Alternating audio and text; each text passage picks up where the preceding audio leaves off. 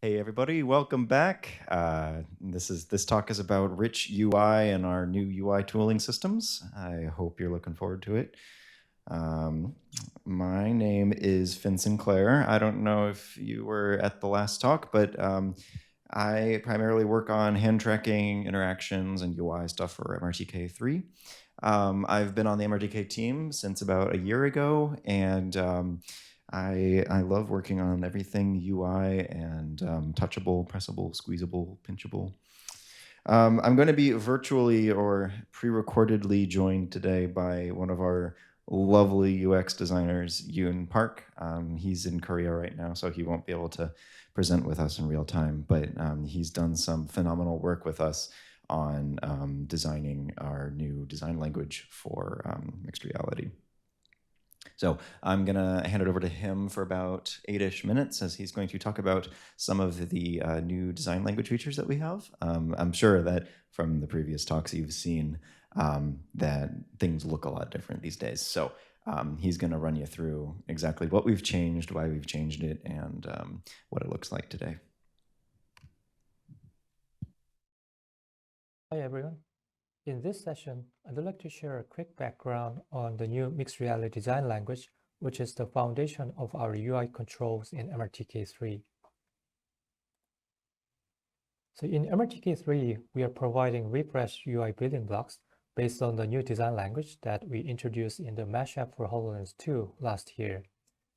For the past several years, the team has learned a lot from various types of mixed reality projects, and the new design language is the result of many design iterations by our designers, researchers, and engineers. The first thing you will notice is the updated geometry, which now has the rounded corners. Similar to Windows 11's rounded corner elements, you will be able to create more approachable and friendly user experiences. Here's the before and after comparison. On the left side is the original HoloLens 2 design, and on the right you can see the new design based on the geometry, the rounded corners. And there were some feedback that sometimes it's a little bit difficult to distinguish between the buttons or between the button and other UI elements in the original design. So based on this feedback, the new design has a subtle background that helps the user distinguish and target individual button.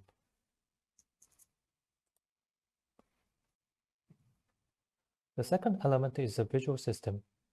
Nothing really new, but when we design a collection of UI, we wanted to make sure the UI building blocks are based on the grid system for coherent experience and clear hierarchy.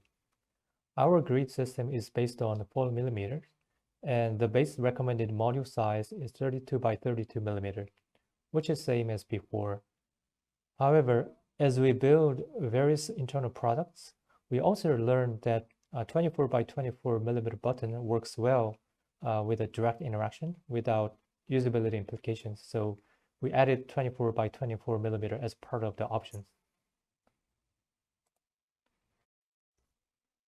Here are some of the examples of base modules and how they are laid out, starting with 32 by 32 millimeters and some of the multiples to create wide buttons.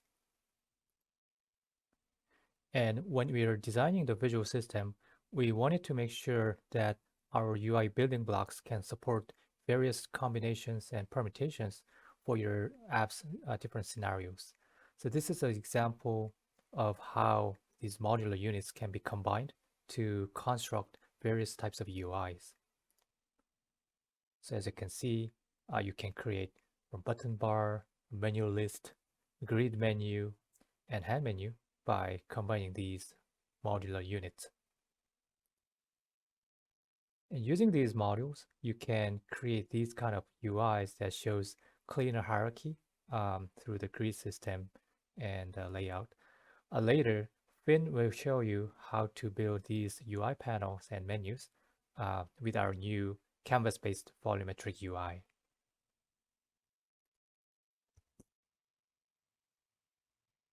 One of the most important improvements in the new mixed reality design language is the visual feedback elements. Based on our design iterations and research, we were able to improve the eye tracking driven eye gaze based multimodal interactions, so which combines eye gaze and hand gesture to make it easy to quickly target and select the UI or contents. So to achieve this, we have improved detailed visual feedback elements. For example, the backplate of the button has a glow effect, and its strength is based on the amount of pinch, which also responds to the amount of the direct finger press or for near interactions. So all of these visual feedback elements contribute to the improved usability for spatial interactions.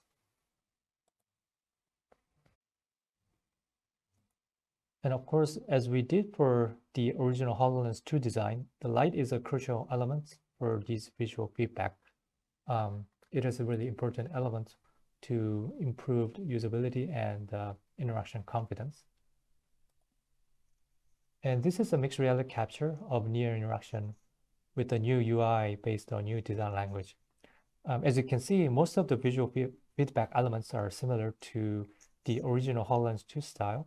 It still has the focus highlight, the front plate, which helps the user know whether the target is focused or not, and proximity light based on the distance from the fingertip to the target surface, which helps the user understand the distance to the surface, and the pulse effect that helps the user know when the event is being triggered.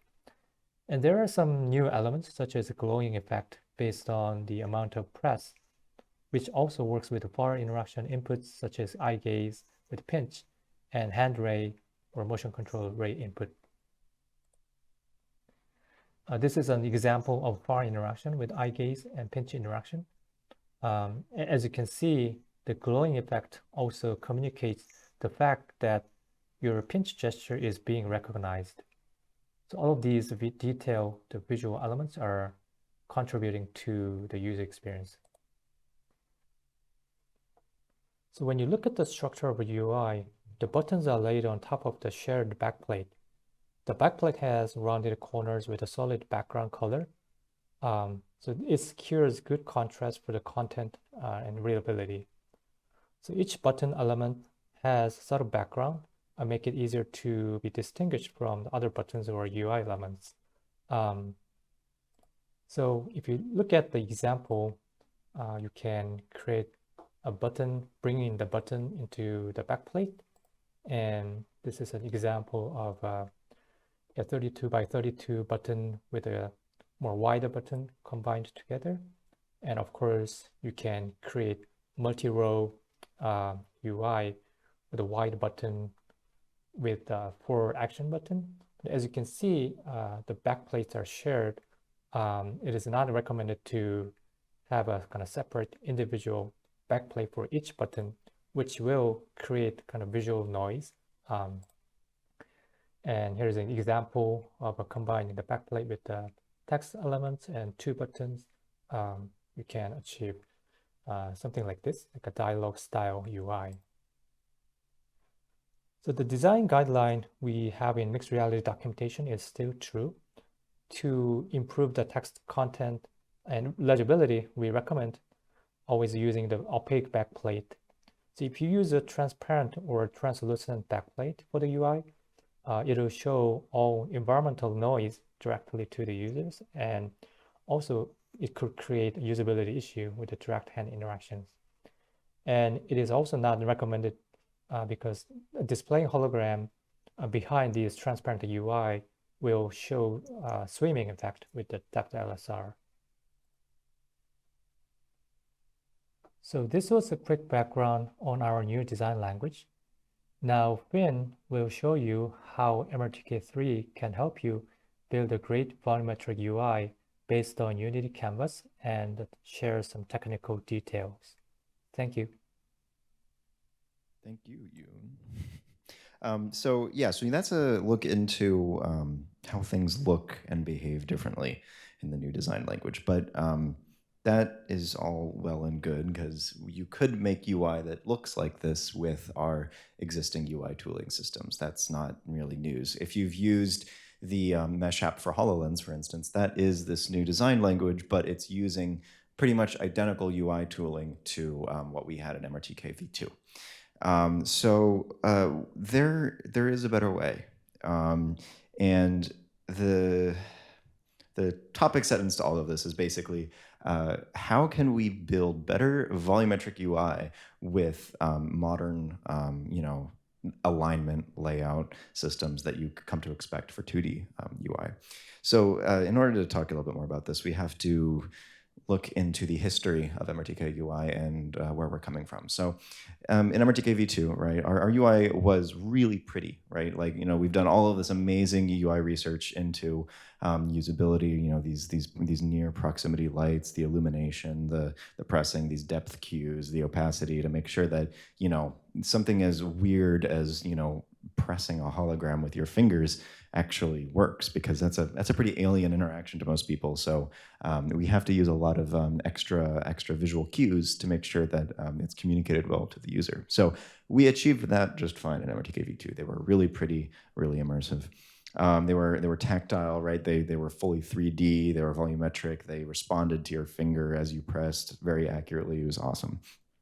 But as you all know, because I'm sure most of you have used MRTK v2 UI at one point or another, there were some pain points.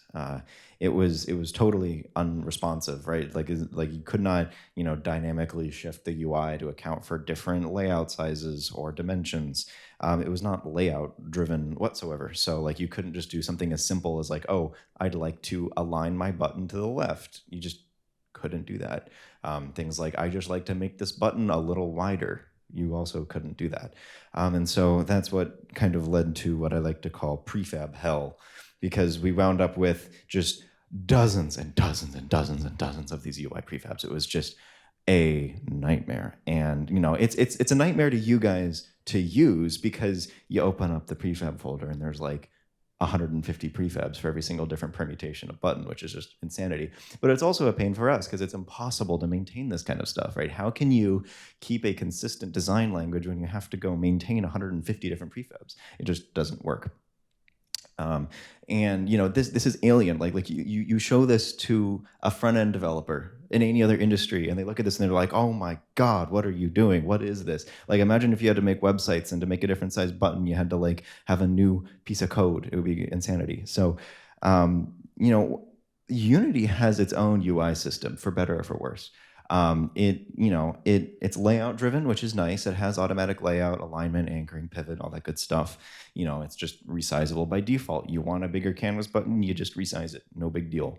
It's also dynamic. You can like add more UI elements, and your layouts will reflow and deal with the additional UI elements and all that good stuff.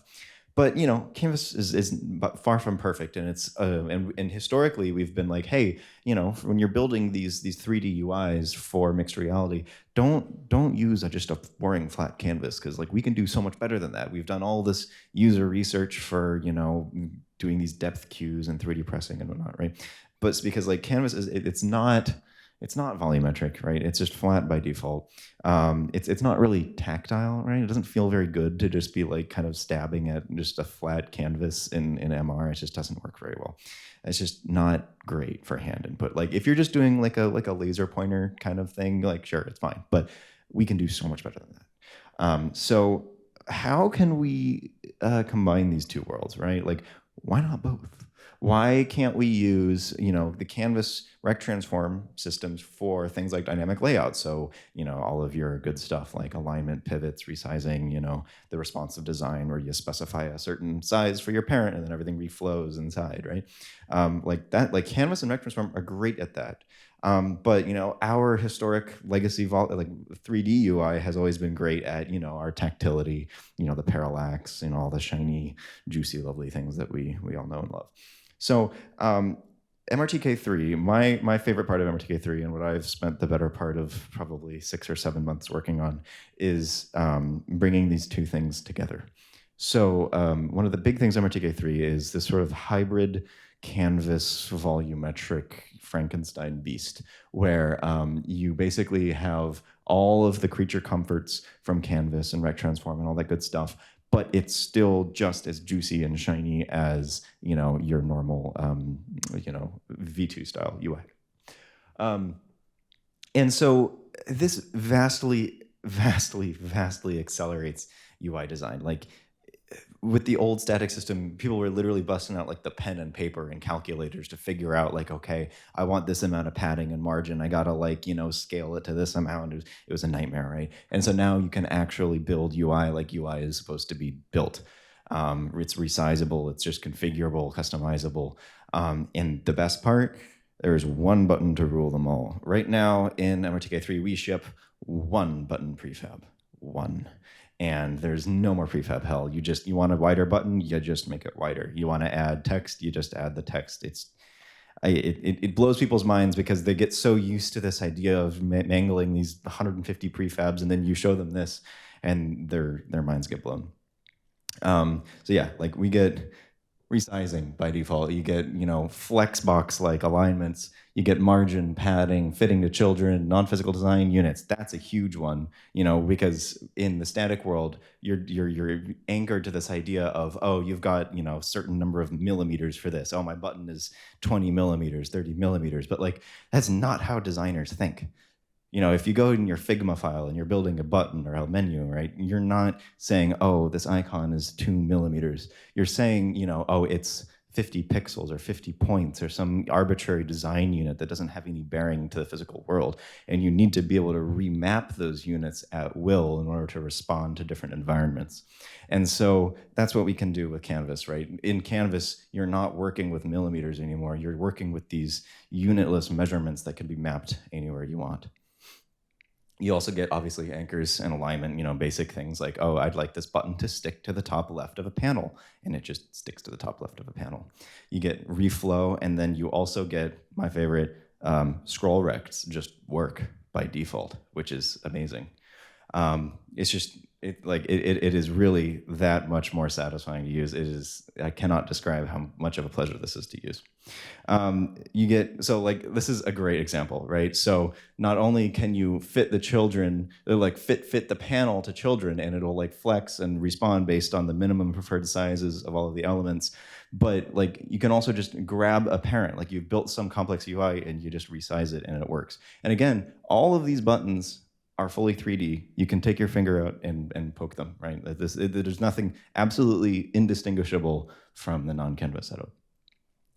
Also, you have like flex ratios, right? So you have some complex, layout. You can be like, oh, I'd like this to be like, 30% of the overall, right? And the number one thing that we've had to kind of teach people and when in this new system is that none of this is scale based, right? Because in the existing thing, you'd be like, oh, I want my backplate to be 20% bigger. So you like go into the transform, like 1.2 times the scale, right? That is absolutely not how any of this works. Most of the time, you're not even specifying these dimensions manually yourself. It's all just based on these layout groups, which is really nice.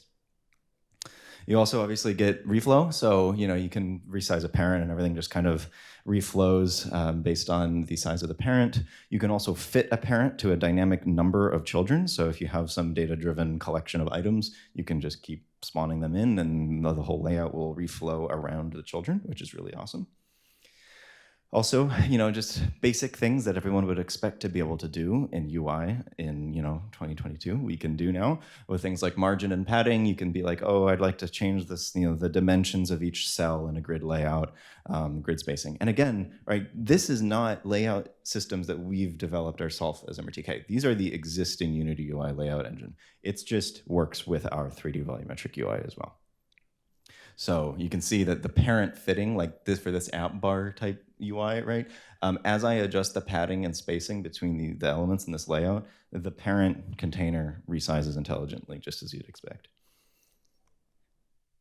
We also have clipping and scrolling, which is like really cool to look at. This is a bit of an early preview because this is still being worked on, but not only do the 3D visuals clip just as you'd expect, and it is fully 3D clipping, by the way. So if you have any kind of 3D popping out object, like you can see here, right?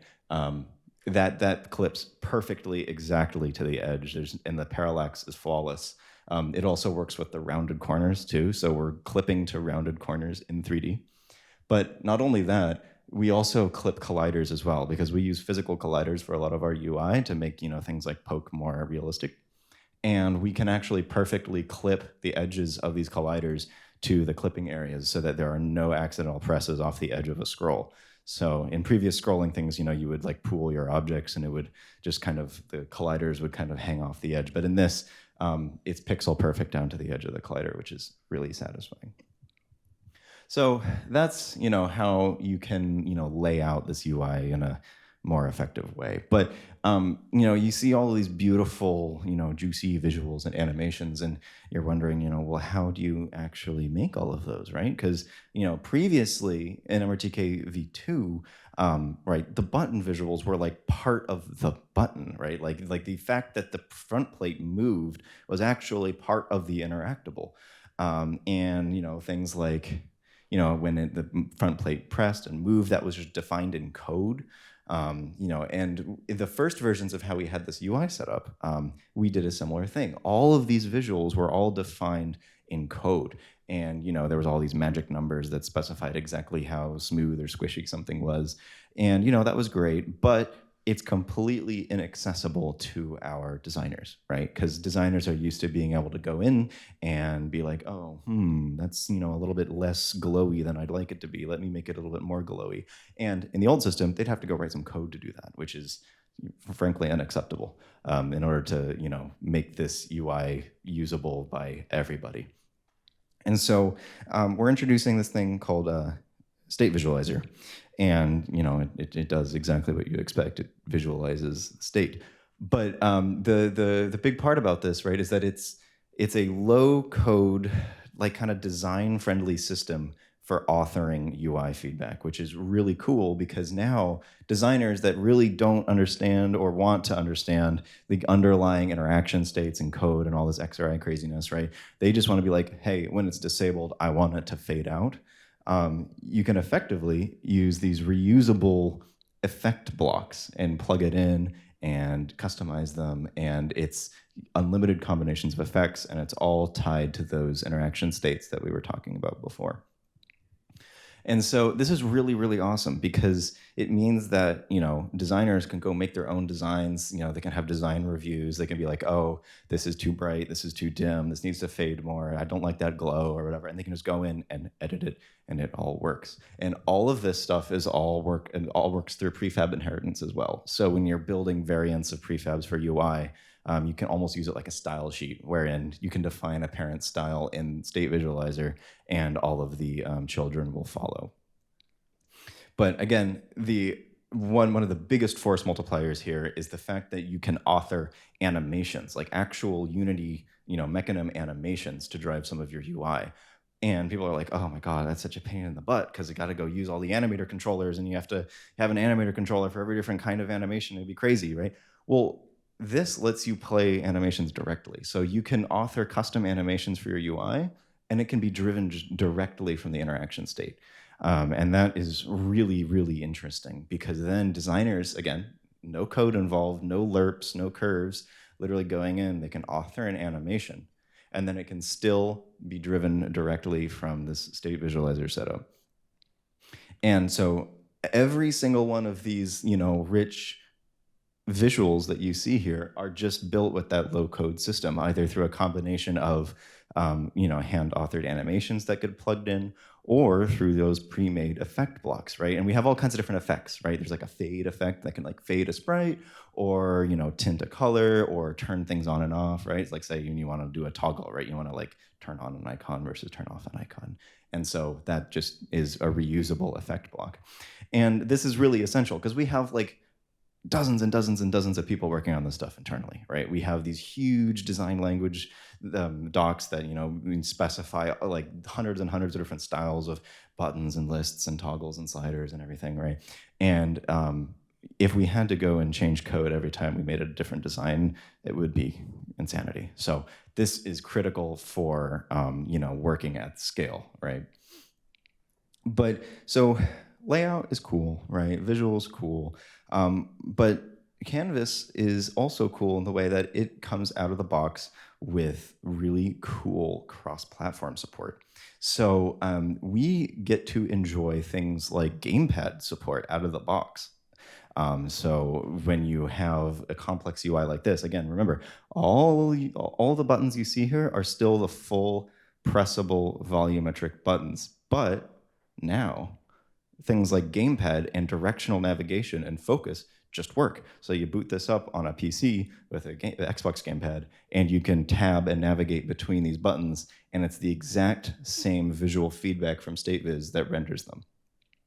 And this is also critical for accessibility purposes, because a lot of accessibility mechanisms are exposed through these like directional navigation gamepad style input. And we get that for free now, which is really, really, really cool. So I'm gonna see how we're doing on time. Doing good. So I can go into a little bit of how this actually works. So this is a very complicated diagram. I know this is overwhelming, so I'm going to break it down a little bit. But the way this works is the core here is we have both our XRI interactables, which we've been talking about all day, right?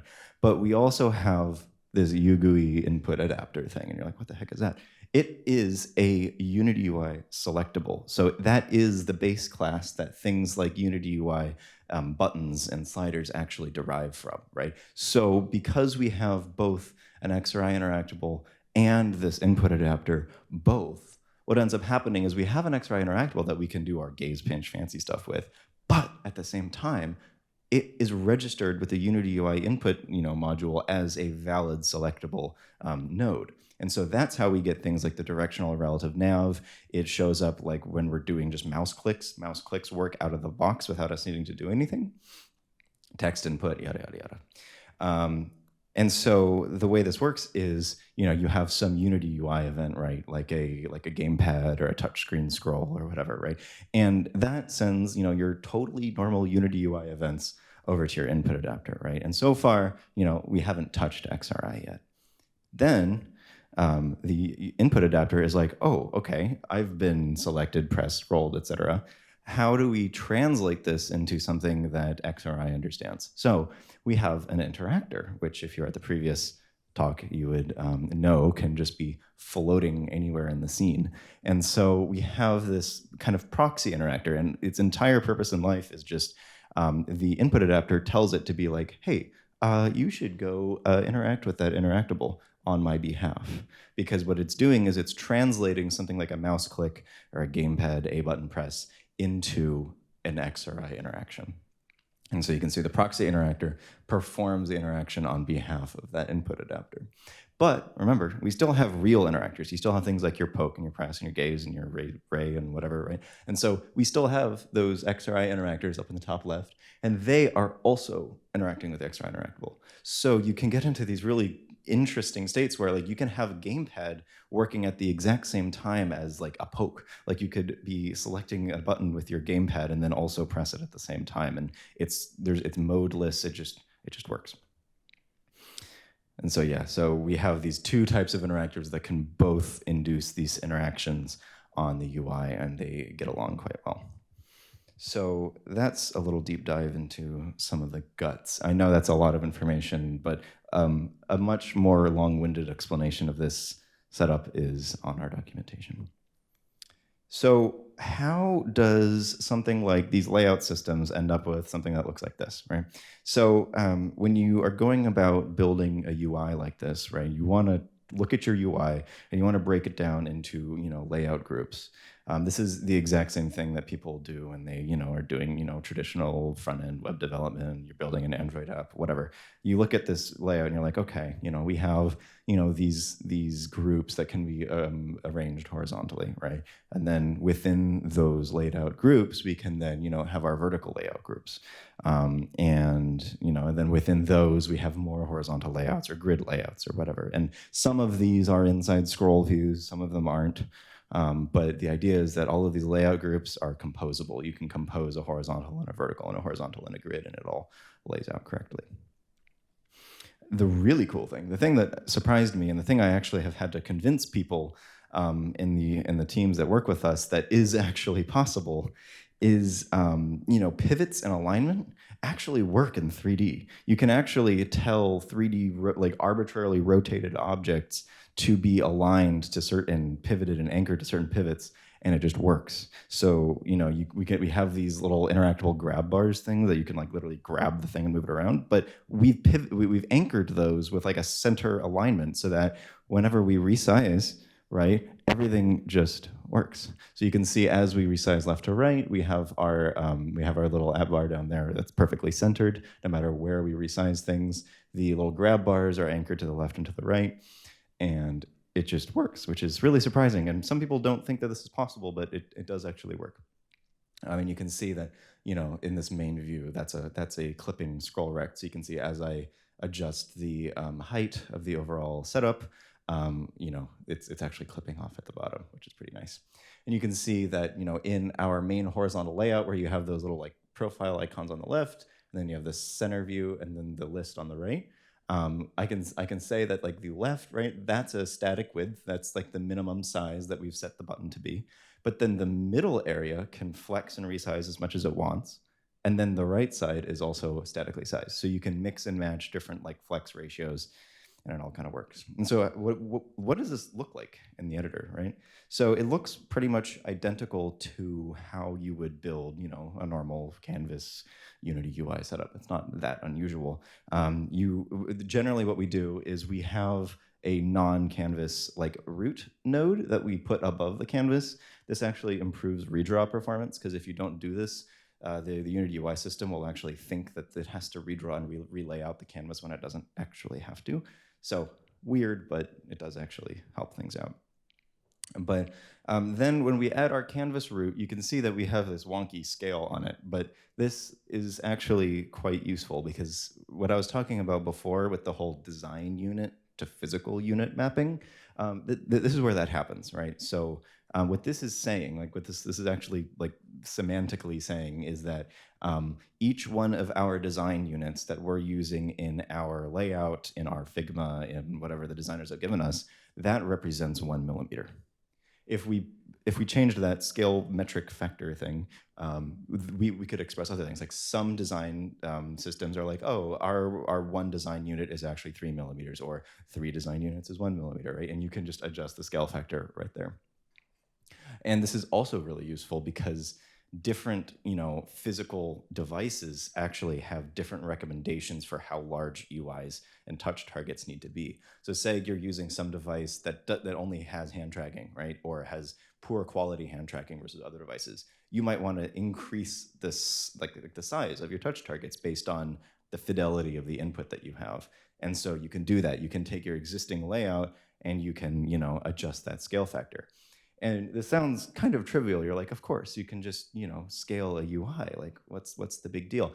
But the big deal is that everything in your layout, when you scale it, is unchanged. Because with our fancy new design language, we have interesting things like corner radii and, stroke thickness and glow edges and all these kinds of interesting effects that have very specific units associated with them. And oftentimes, if you just naively scaled everything before, things like rounded corners wouldn't look right? Because they'd be assuming a certain local versus global unit, right? And so this scaling system makes it completely explicit. Everything under your canvas is in dimensionless design units, whereas everything above it is in physical units, and you can adjust that mapping. So you can see here, we have this canvas element rounded rect thing here. This is from our friends over at MR Graphics Tools. This is what does our lovely 3D chunky thick backplates. And then, if we want to make a horizontal layout group, you can see we can specify the padding. If you've ever used Unity UI layout groups, it's exactly the same. There's nothing different here. But, we can add a few buttons, right? And the left nav group here is a vertical layout group, and we've added a bunch of buttons, and it just lays out exactly as you'd expect. And then the magic happens when we add a content size fitter, where our thick backplate now snaps to the size of our children, which is super nice, because now we can add as many buttons as we want, as much content as we want, and the back panel just makes sense, which is really, really nice. We have this, well, not we, Unity layout system has this great little script called layout element. So when you attach a layout element to a node, it basically allows you to define like preferred dimensions versus minimum dimensions. So like this panel here, they're saying like, oh, no matter what is going on in the layout above me, I never want to be smaller than 250 units. I notice I didn't say 250 millimeters. It's 250 units. And then you can just keep adding whatever you want. We've added this backplate quads. That's kind of that visual separation that we've been talking about that kind of delineates this as a separate section from the rest. And we can do the same thing for this. And you can see that it's splitting the layout horizontally. And then we can add our buttons. And you can see each one of our buttons also has one of those layout elements, right? So we can define certain minimum and preferred dimensions for these buttons. So like, typically, based on our design guidelines, your button would be a minimum size of 32 units by 32 units. But that being said, right, you might have wider buttons. And so to make these wider buttons play nice in the layout system, you just be like, oh, no, these buttons have a preferred size of some larger amount. And then the layout system will take that into account. Yeah, and then you can see here that we have this main content pane, which is actually going to be hosting like our little tab buttons up here. And again, this is just another horizontal layout group, because remember, all of these layout groups are just composable upon composable layout groups. And we can add a hero button. So like I said before, right, buttons can just kind of be customized however you want. We can add, interesting, content inside of them. They can clip to rounded corners. Like you can see here, we have this nice hero image in here, and it's clipping just fine to our rounded corners, which looks really nice. And then we have a scroll view, right? So like I said before, you can stick things in scroll views and they will just generally work. We have some special components, again, from our from our friends over at MR Graphics Tools, that does things like the rounded corner clipping. And all the children of those clipping scripts will just clip automatically. If you're familiar with like our clipping primitive scripts that we used to have in MRTK3, you had to manually add all of the clipping targets to that. In this system, they just clip automatically because it works on the hierarchy-aware Unity UI clipping system.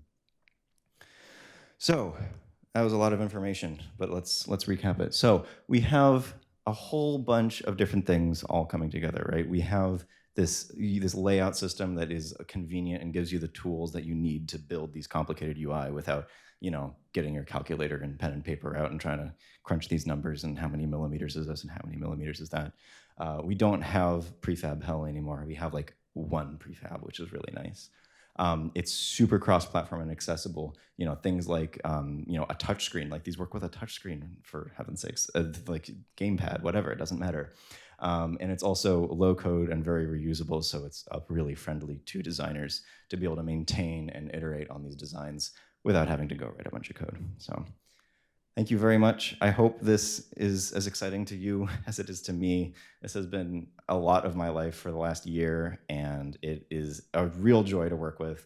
I love just building fun little UIs now because they're beautiful and reusable and just all around lovely. So thank you very much. And I don't know if do I have time for questions? Yeah, okay. Got time for questions. Thank you.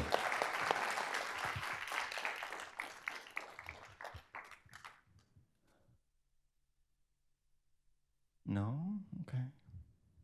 Oh, yes. So you said like it works on the desktop as well? Yes. Let's say I have a WebGL window inside Yes. of a web app. Mm-hmm. Will that be responsive as well? Yes. Okay. Yep. That's great news. And the cool thing is you can take the same UI and it works both in like these 3D perspective type situations as well as completely 2D flat orthographic. So you can build, either just completely flat, traditional screen space UI with this if you want, or you can build the full 3D, or you can do, like, I know we have an internal team that uses this stuff where they kind of go in between. They use it 2D orthographic in a WebGL player, but they still do it in world space. So they have like a special UI camera that just renders it in ortho, but it does work in screen space. It does work in world space. Yeah, it'll respond to your needs. But then I can also set up, like if I want to set up the thickness for, let's say, VR version of it, that can be done to one asset, or do you have to have a prefab variant? So when you have it in 2D, it's still 3D. So it's kind of funny. It's like when you're showing this kind of UI in a 2D context, right? It's still 3D. Like there's still 3D motion. It's just that because it's rendered orthographically, you can't actually tell. Okay. So it's the exact same prefabs without any modification, 2D to 3D. Does it affect the performance any? So in terms of the performance, there are yes. So there is a cost to having the 3D the 3D volumetric style, mostly because the Unity UI system has trouble batching things when they're at different Z offsets. So there is an overhead to doing it in this way. But in terms of like the size and complexity of UIs that you're going to be building for this, it's probably not going to be that big of an issue. If you're building really huge UIs, you might want to compromise on the juiciness for, you know, more performance. And that's also why we're still keeping and maintaining some of our non-canvas prefabs, because the non-canvas prefabs will not work in 2D at all. But they will batch, and they work a little bit better with like the instance rendering stuff. So if you have absolutely gargantuan UIs, sometimes the non-canvas stuff can be a little bit more performant. Awesome. Thank you so much. For sure. Anybody else? Cool. Well, thank you very much. Really appreciate everybody coming out and sticking through to the end.